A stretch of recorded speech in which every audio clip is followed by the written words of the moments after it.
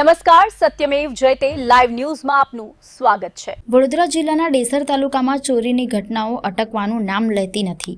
ધરમપુર ગામમાં મધરાતે 4 શખ્સોએ 2 મકાનોને નિશાન બનાવતા સ્થાનિકોમાં ભયનો માહોલ ફેલાયો છે।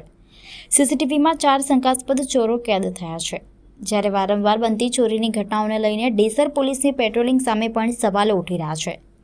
માહિતી મુજબ રાત્રે અંદાજે 2 વાગ્યે 4 શખ્સો ખેતરના રસ્તે ધરમપુર ગામમાં પ્રવેશ્યા હતા।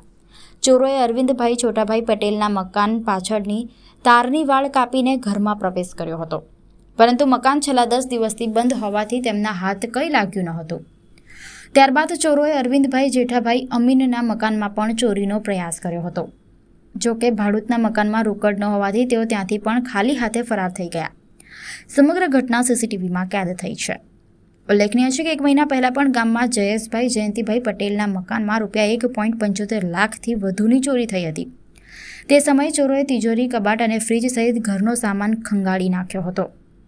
હાલ ડેસર પોલીસે ફરિયાદના આધારે તપાસ શરૂ કરી છે। જ્યારે સતત બનતી ચોરીની ઘટનાઓને લઈને સ્થાનિકોમાં રોષ અને અસુરક્ષાની લાગણી જોવા મળી રહી છે।